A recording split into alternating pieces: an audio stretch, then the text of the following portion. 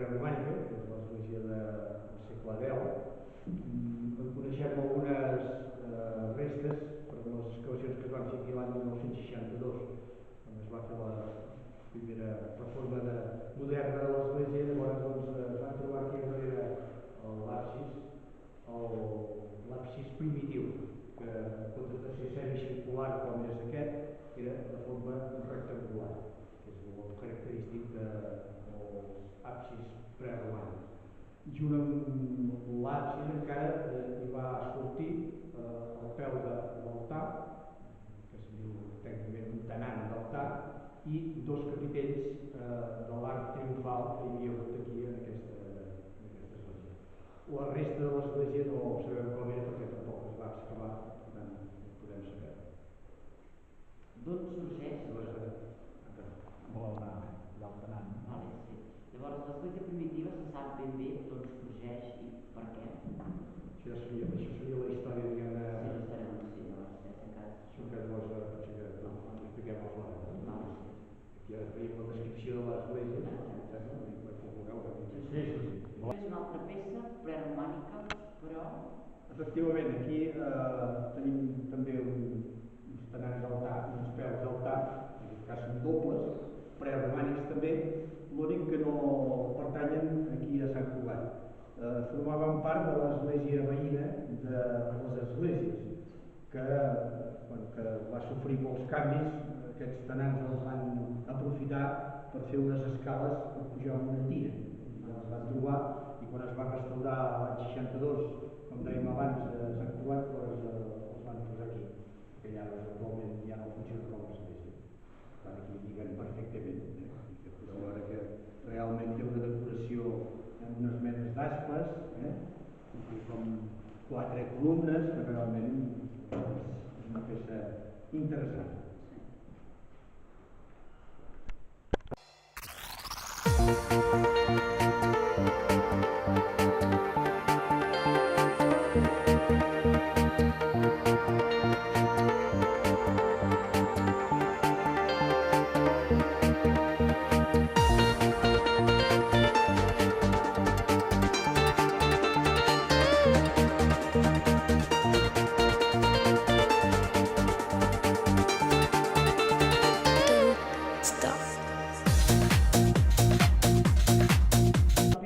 Més antiga de l'església que hi ha actualment aquí a Sant Cugat. D'acord, això seria la peça visible, que l'absis hem dit que està situat sota de l'actual presbiteri. Això és el tenant d'altar que dèiem, el peu d'altar, sobre del qual hi anava l'ara o la taula pròpiament de l'altar. Aquí es veu que s'havia escapçat, el van escapçar i el van deixar en el seu lloc perquè no els feia nosa i allà va quedar. I aquí tenim en aquesta imatge el que era un dels capitells de l'arc triomfal, que hem comentat fa un moment, que es conserva actualment al Museu Comarcal de Manresa. És preromànic també, ens fa unes fulles en forma com si fos un capitell clàssic d'estil corinti. Ens trobem dins l'absis actual de Sant Cugat del Racó. Ara ens estem davant del sant de Sant Cugat i ara ens explicaràs com estem, com es va formar tot el que se'n pugui saber. Bé, aquí Sant Cugat, que és el patró, és el titular d'aquesta església ja des d'època antiga. Llavors l'església actual que tenim és romànica, del segle XI. I la que hi havia anteriorment era preromànica del segle X, aquesta seria romànica del segle XI, i aquí ens trobem en el que és l'absis central.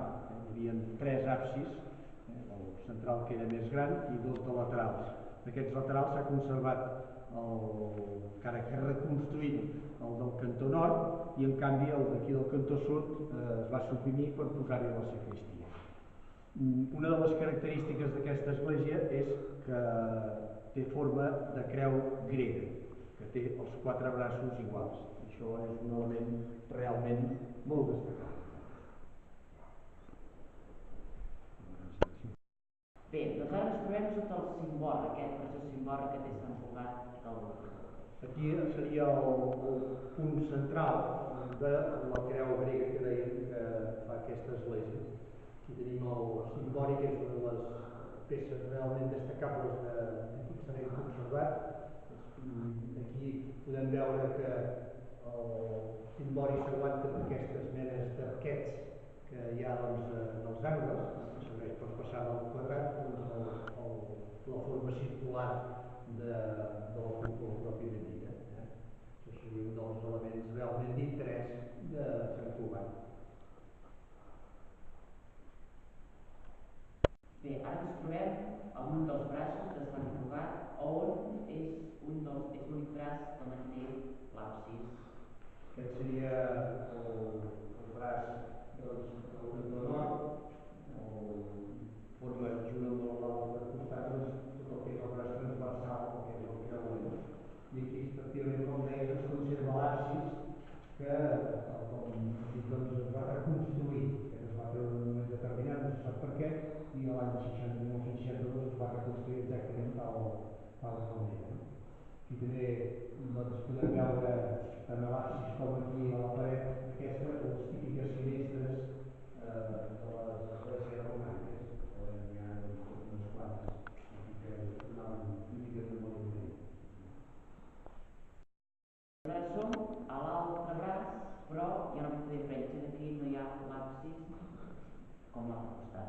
Exacte, aquest és el braç idèntic al cantó nord, i l'única diferència és que aquí en un moment determinat també van treure l'absis que hi havia, l'absis semblant al de l'altre costat, i hi van treure la sagristia en el segle XVII. Per tant, per això llavors hi ha aquesta paret que ara veiem aquí. No? Ara ens trobem sota la volta de Sant Cugat. Sí, de fet aquí a les esglésies romàniques, aquesta és un bon exemple, es construïen amb la volta de canó, aquestes voltes semicirculars de canó que necessitaven per aguantar-les unes parets bastant gruixudes. Per tant, aquí aquestes parets tenen normalment un metre o una mica més que permet aguantar el pes de la volta. I per això llavors també de finestres n'hi ha poques i petites, perquè esclar, si fas una paret gruixuda i comences a fer grans obertures no guanyes gran cosa. No? Per tant, això seria una mica la característica. Aquesta volta de canó és tot el que és la nau central i també la nau del creuer també hi és. Llavors, en quant a un element que val la pena destacar és l'orientació dels absis. Aquí fixeu-vos que els tres absis que hi ha estan orientats de cara a l'est. Això és una característica de les esglésies cristianes, d'orientar-se de cara a l'est, tenint en compte que per allà surt el sol, i el sol és un símbol de Jesús, un símbol de Crist, no? I per tant per això les esglésies s'orienten de cara al sol, els absis de cara al sol. Les normes que es van atribuir va ser per construir una sagristia al lloc que abans hi havia l'absis, no? Sí, de fet, en cert moment que ja feia falta més espai per guardar coses, llavors es van anar construint sagristies, i aquesta, segons ens indica la llinda que hi ha aquí a la porta, es va construir el 1665. Llavors ens diu que era la sagristia i ens indica qui la va fer construir, el que es deia Jacinto Soler, que era el rector en aquell moment d'aquí de l'església de Sant Cugat. Aquest Jacinto Soler segur que era fill del Soler, una de les cases d'aquí de la parròquia. L'església romànica que estem acostumats a veure, aquí hi ha una tumba. Sí, de fet, en determinades èpoques es va permetre de poder enterrar dins de les esglésies. A partir del segle XVII, XVIII, o segle XVIII, XIX ja no va ser possible.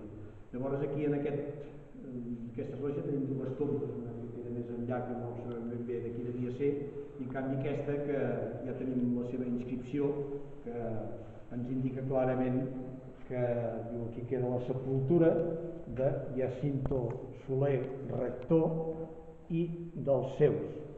I diu la casa del Soler, 1661. Per tant, aquest Jacinto Soler és el mateix que hem vist allà a la sagristia, no? Això vol dir que aquí, a aquesta tomba, si deurien enterrar la gent del Soler, d'aquesta casa que hem dit que hi havia, doncs, i per tant s'enterrarien aquí la gent que s'anaven morint. No? El mobiliari d'aquesta església, que com veiem antigament que les cases tenen un banc atribuït. Això era un costum que hi havia abans, de que cada casa tenia el seu banc propi. Llavors, això, per exemple, en aquest cas concret, que diu Soler, doncs, era el banc que feien servir la casa del Soler. No? Llavors, cada casa habitualment doncs, tenia el seu propi banc que feien servir. No? Això doncs, era el costum d'abans. Abans hem vist que cada casa tenia un nom, també vam dir que hi ha les priores del Roser, que devien ser bastant importants, no? Sí, de fet, aquest banc de les priores del Roser fa referència a una de les associacions que hi havia dins de les esglésies abans, que eren les confraries. Aquesta era la dedicada a la Mare de Déu del Roser. Hi havia també la confraria de Sant Isidre, solia haver-hi també la confraria dels Dolors. Llavors aquestes confraries al llarg de l'any feien tot d'activitats, feien tot de cerimònies religioses, també recollien diners amb gent que venien a missa perquè així poguessin fer aquestes activitats. No? I els que s'encarregaven de fer aquestes activitats, de recollir els diners, d'organitzar-ho tot, eren les priores i els priors que també n'hi havia. Llavors en aquest banc, si l'obrim, doncs podem veure que servia per col·locar-hi els objectes que feien servir, per exemple, en aquest cas, doncs, les safates que servien per demanar doncs, els diners als feligresos quan sortien doncs, de missa. Normalment hi posaven aquí uns rams de flors, donaven el ram de flor i els feligresos doncs, posaven les almoines aquí. No? Aquí també habitualment hi solien guardar els ciris que feien servir quan feien alguna processó, vull dir que, o altres objectes doncs, diversos. Sí. Doncs aquí tenim, hem vist les priores, aquí tenim els priors del Roser, aquí hi haurien els homes, no? Sí, de fet a totes les confraries hi havia habitualment 2 priors i 2 priores, cosa per l'estil. Llavors, aquí normalment segurament hi guardarien els ciris, les atxes, que se'n deien uns ciris gruixuts, que feien servir quan feien les diverses funcions en què participaven. No? Cal dir que els priors i les priores renovaven cada any. Doncs cada any doncs, hi havia renovació de priors i podien anar passant la gent de totes les cases de la parròquia. La beneïda que tenim aquí ja es veu que és força antiga per la seva forma, llavors això era un element característic quan la gent entrava a l'església, aquí hi ha aigua beneïda, llavors la gent amb la mà agafava una mica d'aigua i llavors es feia el senyal de la creu. Això era la manera d'entrada dins d'una església. Almenys és la pica baptismal on es batejaven els nens. Sí que aquesta que veiem aquí sembla ja més moderna, no? Fixeu-vos que està situada a prop de l'entrada de l'església. Per tant, quan es venia a batejar, diguem-ne, es feia ben bé aquí a l'entrada i llavors un cop ja s'havia fet el bateig, es considerava que aquell infant ja tenia dret a poder entrar de ple a dins de l'església. No? Aquí podem veure el lloc on hi posaven l'aigua, on es feia el bateig. Antigament, abans es feien aquí, ara sol es feia a l'altar mateix. Un altre element clàssic era el cor, aquí això es va obrir posteriorment, però abans, primitivament, aquí hi havia un cor, no? Sí, llavors la part, diguem-ne, de l'entrada de les esglésies hi solia haver-hi un pis que en aquest cas doncs, era de fusta, i per això quan es va fer la reconstrucció o la reforma doncs, de l'any 62 es va treure perquè ja estava en mal estat, no? I que era un lloc on servia habitualment per que s'hi trobessin els cantaires a l'hora de cantar doncs, la missa, les misses cantades, doncs, que era el lloc on el cor doncs, de cant doncs, solia estar. Bé, ara comentarem l'última reforma, la modernització de Sant Cugat. Sí, podríem comentar així. Això va ser l'any 1983 que es va fer la darrera restauració. Llavors doncs, es va fer el paviment d'aquí del presbiteri, però l'element potser més destacat és aquestes llums, aquests fluorescents que veiem doncs, aquí a l'absis. Això és el que sobta quan una persona entra aquí, que li dona una mica la impressió que potser ha entrat a dins d'una discoteca, no? Que fan aquestes pampallugues, no? L'explicació que va donar l'arquitecte que va fer aquesta reforma doncs, és la següent. Aquí tenim dos absis sencers. Llavors li van demanar de reconstruir l'absis que faltava. Ell va dir que això ara no es portava, i en aquella època, doncs, l'any 80, que no es portava, i que el simularia. I per això hi va posar el vidre que aquí veiem, que llavors aquest vidre doncs, reflecteix unes parets i reflecteix una finestra, i a més doncs, hi ha mig cercle, doncs, hi ha totes les circumferències senceres, no notem que reflecteix, i llavors aquest reflexe dona la il·lusió, dona la impressió que doncs, hi ha un absis, i és però no hi és, aquesta mica de joc que va voler fer l'arquitecte doncs, aquí. Si pot estar més d'acord o menys, però és el que ell va comentar.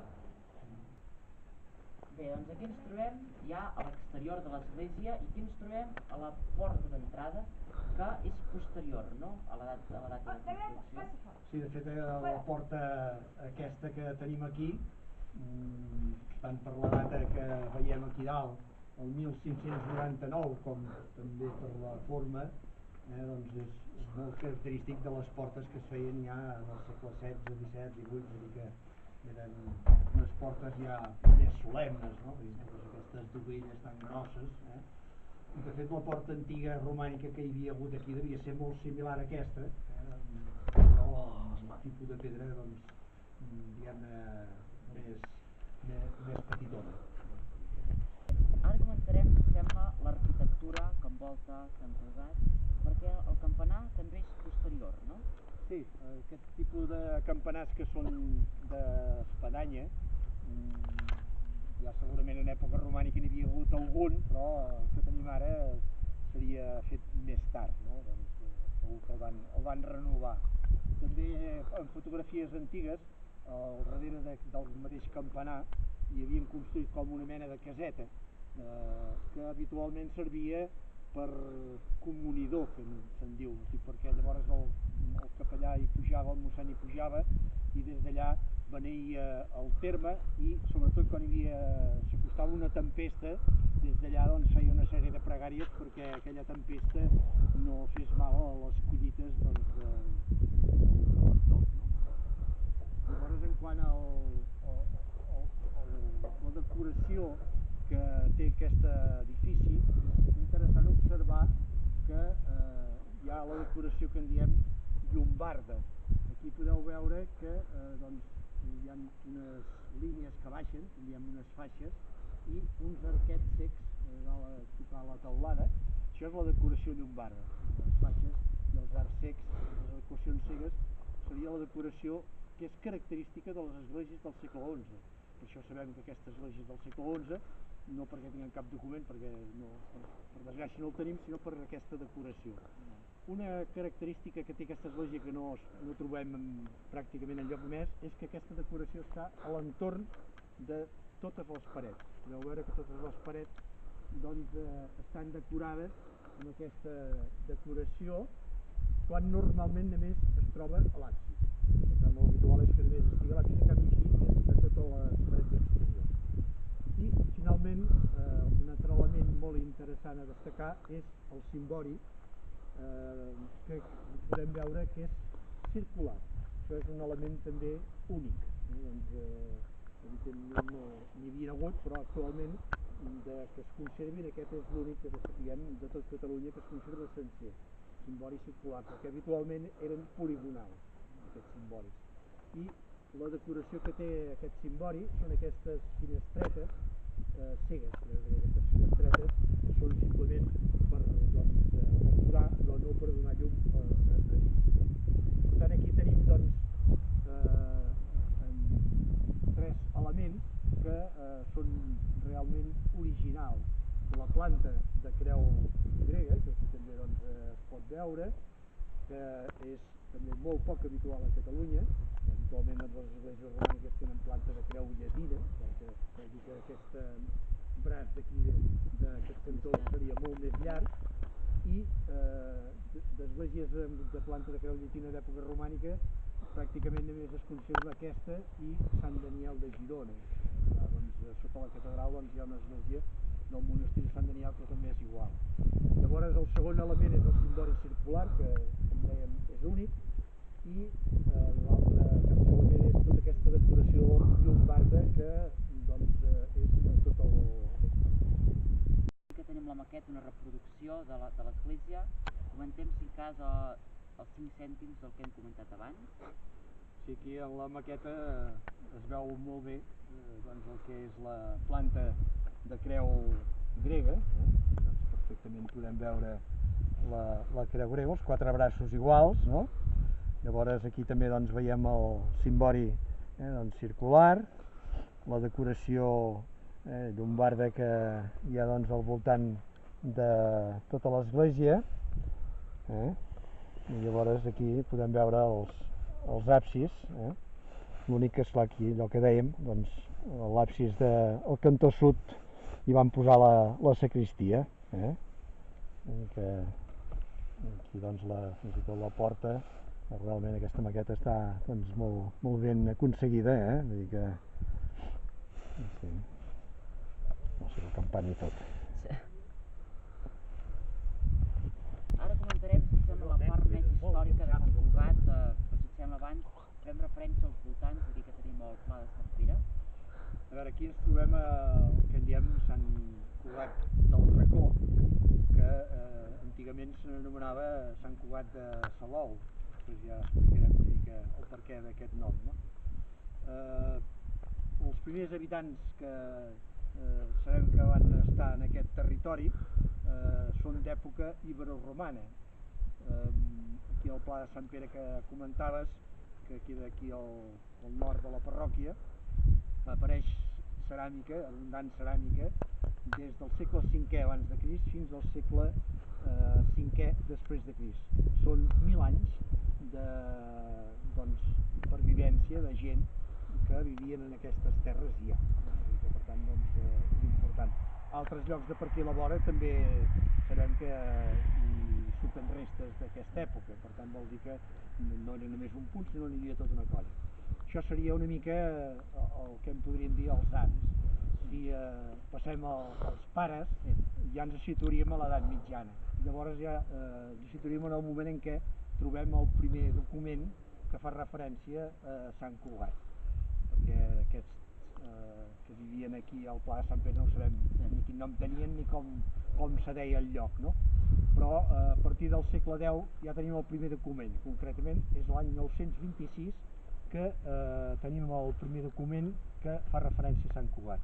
En aquell moment Sant Cugat formava part del comtat de Cerdanya. Catalunya estava dividida en diversos comtats en aquell moment i Sant Cugat pertanyia al comtat de Cerdanya, que venia des de la Cerdanya fins pràcticament aquí. De fet, Súria i Balsareny, que estan aquí a la vora, ja formaven part del comtat d'Osona, per tant d'un comtat veí. Això vol dir que era una mica la frontera del comtat de Cerdanya. Per això el comte de Cerdanya tenia aquí un alou que era una propietat lliure, que se n'anomenava, que servia una mica per defensar el territori, per defensar aquesta frontera. En aquest 926 el comte es deia doncs, Miró II el Jove, fa testament i amb aquest testament dona aquest alou al monestir de Ripoll. Això era un fet bastant habitual en aquest moment de fer donacions monestirs, doncs, fer donacions que feien la gent perquè així es pogués diguem-ne guanyar el cel, per dir-ho així, no? Aquest alou se n'anomenava l'alou de les esglésies clavades, tenia un nom una mica així tot curiós, i comprenia aquest territori, aquest alou, més la parròquia de Sant Cugat. De fet, aquest alou estava cap aquí al sud, cap a aquesta zona del sud d'aquí de la parròquia, que encara actualment hi ha un lloc que se'n diu Comendal, que és una paraula que vol dir la coma del comte. Per tant, vol dir que allà hi havia l'alou i llavors aquesta parròquia. Això ho va cedir el comte al monestir de Ripoll. Des d'aquest moment vol dir que tot aquest territori passa a ser controlat pels monjos i per l'abat del monestir. Llavors l'abat del monestir serà el senyor feudal. Llavors tots els pagesos de la parròquia passen a dependre del monestir de Ripoll i han de pagar un cens cada any al monestir de Ripoll. I això anirà continuant així fins al segle XIX.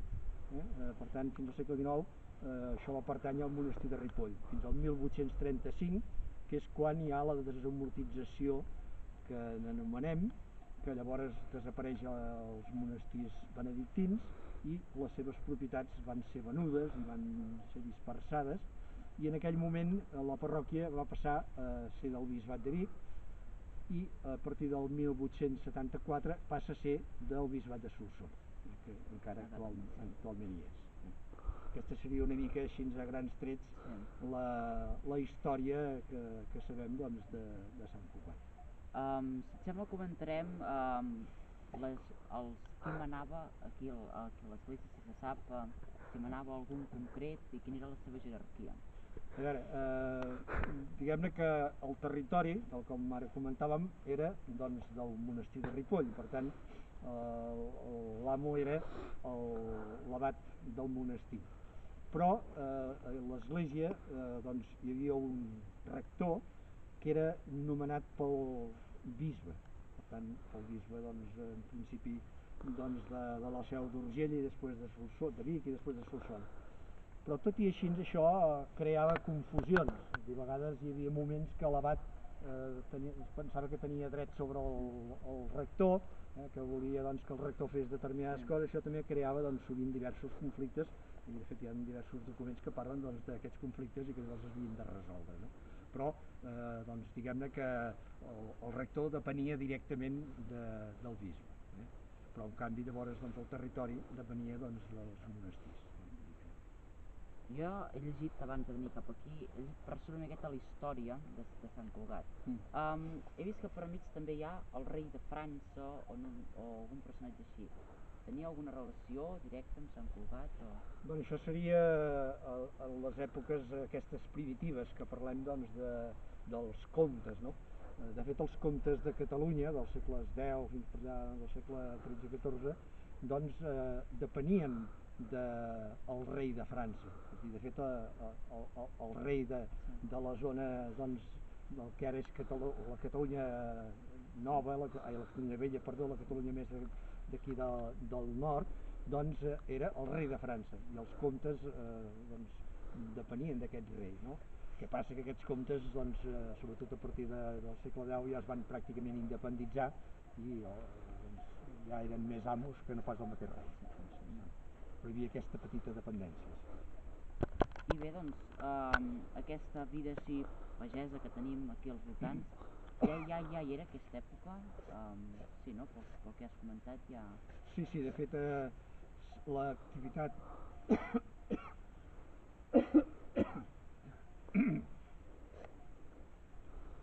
De fet, l'activitat